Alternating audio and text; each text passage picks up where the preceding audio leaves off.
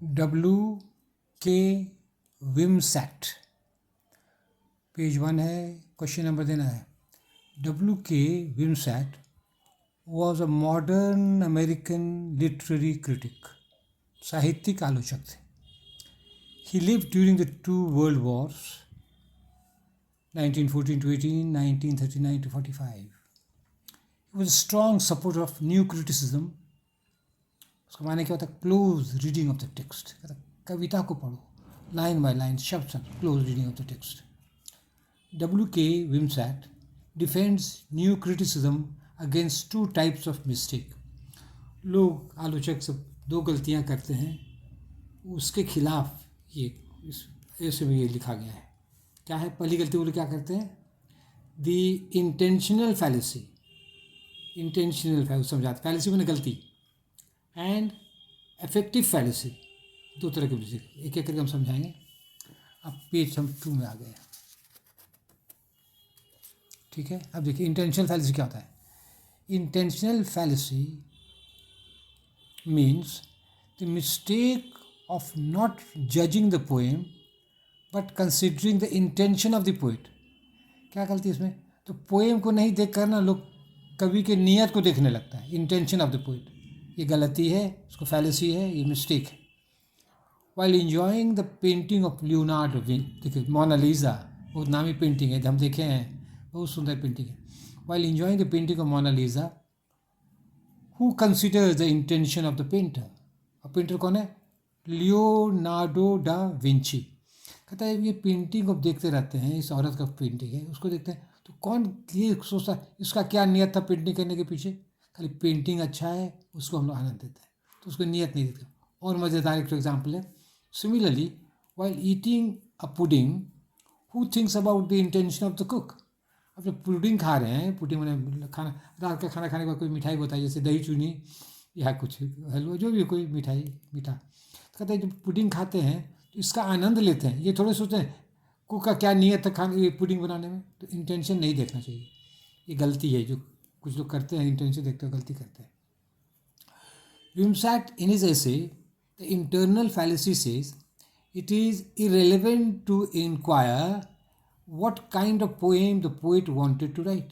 तो irrelevant, ये तुक नहीं है, बेतुका है कि हम ये पता लगाएं कि ये कवि जो है किस तरह की कविता लिखना चाहता था। what matters is the poem, क्या महत्व रखता है? कविता महत्व रखता है, कविता महत्व रखती है। अब हम पेज 3 में आएंगे। चलिए मेरा मोबाइल ठीक है, अब पेज 3 में हम आ गए। देखिए अब देखिए एक तो हो गया, अब दूसरा डिस्कस करें। What does W.K. Wimsatt mean by effective fallacy. अब सेकेंड मिस्टेक जो है इसका क्या हो गया? This means the emotional effect of the work on the readers. इसमें ये देख कुछ आलोचक भाग जाते हैं कि कविता का रीडर पर क्या प्रभाव पड़ा उसको देखने लगते हैं। अब देखिए विमसैट इसमें क्या कहते हैं। Wimsatt thinks that it is a mistake, माने fallacy, to consider the emotional effect. तो ये इमोशनल इफेक्ट क्या उसका असर हुआ ये देखना गलत है। The right thing to do is consider the printed words of the poem. तो सही काम क्या है? जो कविता का जो शब्द जो हैं उसको देखिए, कविता को देखिए, और रीडर पर क्या असर पड़ा वो आपको नहीं देखना। रीडर रो रहा है या हंस रहा है वो आपको नहीं देखना। ये उसका कहना, हम लोग तो इससे सहमत नहीं होंगे, बात आपको बताते हैं। अब देखिए text is the main thing, ये जो टेक्स्ट जो है ना यही मेन थिंग है। That new critics want, new critic कहता है टेक्स्ट को देखो, कविता को देखो, कविता के लाइन को देखो, कविता के शब्द को देखो, text. The effective fallacy gives attention to the result the poem produces on the readers. तो इफेक्टिव फैलेसी में क्या करते लोग, देखते हैं रीडर पर क्या असर पड़ा। Affective fallacy gives the attention to the result the poem produces on the readers, ठीक है। The mistake is that attention is deflected from the poem. और इस गलती में क्या होता है, जो ध्यान जो है कविता में नहीं दिया भाग जाता है, अटेंशन ध्यान डिफ्लेक्टेड में भाग जाता है, तो पोएम से भाग जाता है। हम लोग देखने लगता है रीडर रोया क्या हंसा क्या क्या, रीडर को देखने लगता है। ठीक है, अब पेज 4 पर हमारे हैं, पेज 4, ठीक है। Aristotle discuss with catharsis. अब देखिए बहुत इंपॉर्टेंट है, अब ये है ना विमसेट पकड़ाएगा। Aristotle discuss with catharsis in his, ठीक है, कैथार्सिस कहानी, sorry, Aristotle discuss catharsis in his book the Poetics. किस किताब में डिस्कस करता है? पोइटिक्स। इसका नाम दीजिएगा, ये भाई बहुत, तो फिर से Aristotle discusses catharsis in his book the Poetics, the लगेगा यहाँ पर। In catharsis the emotional effect on the audience is consider. आप देखिए एरिस्टोटल क्या करता है, जो ऑडियंस पर जो असर पड़ा उसको ये देखता है। विमसेट जो है, विमसेट हम लोग का जो आलोचक है वो उसको नहीं देखना चाहता, लेकिन एरिस्टोटल इतने बड़े महान दिग्गज आदमी है, वो कहता है ना इमोशन हम देखेंगे। In catharsis the emotional effect on the audience is considered, माना उसको देखा जाता है। A tragedy is successful if it has purgation of pity and fear. और ट्रेजिडी जो नाटक जो है तभी सफल होगा जिसमें ऑडियंस में क्या हो जाएगा, purgation of pity and fear. उस परगेशन में क्या होता है, कैथार्सिस में परगेशन, परगेशन क्या देखिए, in Milton Samson Agonistes catharsis is explained as calm of mind all passion spent. Catharsis दिमाग एकदम शांत हो जाता है, पैशन जोश खत्म हो जाता है। खूब अच्छा गाना सुनिए, मन एकदम शांत हो जाएगा, सेक्स गुस्सा सब कुछ शांत हो, काम of mind and all passion सब खत्म हो जाता है, शांत हो जाता है कैथार्सिस में। तो कहते ये नाटक में क्या असर पड़ा, नाटक का, पोएम का, वो देखना ज़रूरी है। एरिस्टोटल कहता है, विमसेट जो है उसको इनकार करता है। दोनों में टक्कर है, दोनों का अपोजिट व्यूज़ है। लेकिन हम लोग कहाँ जाएंगे अब देखिए, आंसर का अंत पे पता लगेगा आपको। W.K. Wimsatt in his essay the effective fallacy fails to understand the value of catharsis. अब हम लोग इसको हम लोग पटक रहे हैं, इसके अगेंस्ट बोल रहे हैं। क्या बोल रहे हैं, क्या ये बेचारा जो है ना, ये कैथार्सिस का वैल्यू समझना नहीं समझ रहा है। Wimsatt's mistake is that he is too rigid. इसकी गलती क्या, ये कट्टर है, दिमाग खोल के अपने फार्मूला बना लिया, उसी फार्मूला पर आँख बंद करके चल रहा है, समझ गए। अब देखिए, अब T.S. एलियट को ला रहे हैं, ये दिग्गज है, बहुत बड़ा कवि भी है और क्या कहते हैं आलोचक भी बहुत बड़े हैं। इसको देखिए T.S. एलियट क्या कहता है। T.S. Eliot sees the value of, page 5 में हमारे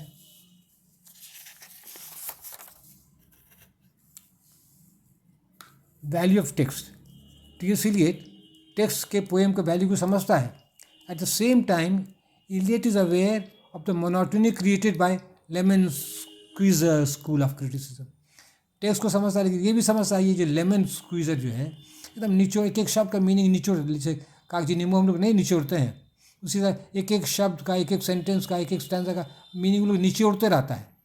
तो T.S. एलियट कहते हैं बड़ा नीरस तरीका ये करने का है, समझ रहे हैं। At the same time T.S. Aware of the monotony, नीरसता created by lemon squeezer school of criticism. वो क्रिटिक जो एक एक शब्द का मीनिंग निचोड़ते रहते हैं। The critics of this school analyse the poem stanza by stanza, line by line, ठीक है, and extract every drop of meaning from the poem. एक एक बूंद का, एक एक सेंटेंस वाला, ये बड़ा नीरस तरीका कविता करें, हम लोग तो इसे नहीं पढ़ाते हैं। मेन सेंट्रल आइडिया दीजिए, मेन बात बताइए बस। लेकिन ये है ना, ये क्या न्यू क्रिटिक्स सबको यही कहना है। अब देखिए, the Chicago school of critics were against Wimsatt, और उसके खिलाफ बहुत लोग था। उसका इतना कट्टर विचार इसका है ना, उसको तो दुश्मन बनाना ज़रूरी, दुश्मन नहीं, अपोजिट व्यू रखना। यहाँ दुश्मन लगे तो पढ़े लिखो की खेल है ना, तो यहाँ पर उसको कहते हैं अपोजिट ओपिनियन। तो the Chicago school of critics were against Wimsatt and the new critics, ये लोग जो है शिकागो इस ग्रुप के खिलाफ थे ये लोग। The charge against the new critics is that, अब देखिए क्या उस पर आरोप लगाता है, बहुत अच्छा इंटरेस्टिंग आरोप है। क्या आरोप लगाता है, they have gone अस्ट्रे since they deserted the teaching of Aristotle. ये लोग भाग गए हैं, कौन लोग, विमसेट और न्यू क्रिटिक भाग गए हैं। कब से, जब से वो लोग एरिस्टोटल की बात नहीं मानने लगे। दे हैव गॉन अस्ट्रे, भाग जाना, since they deserted the teaching of Aristotle. कब से भाग गए, जब से वो एरिस्टोटल के शिक्षा से भाग गए, डेजर्ट भाग गए, समझे ना। तो ये विमसेट पर ये आरोप है, और क्या कहते हैं, ये सही भी, हम भी यही मानते हैं। ये भी विमसेट बहुत कट्टर है। अब चलिए पेज 6 हो गया, अब पेज 6 में हमारे हैं। अब देखिए हम क्या कह रहे हैं। In literature rules keep changing. वाह, साहित्य में नियम बदलते रहता है।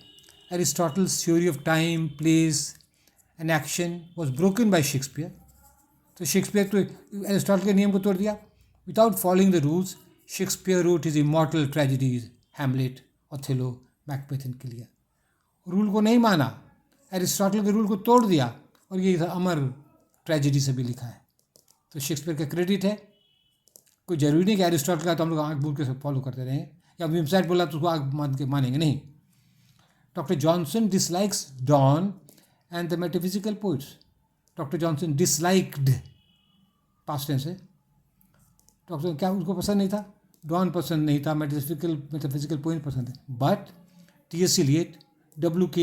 Wimsatt and the other new critics admire Dawn and the other metaphysical poets. अब डॉक्टर जॉनसन को पसंद नहीं तो कुछ ज़रूरी नहीं क्या अब सबको पसंद नहीं होगा।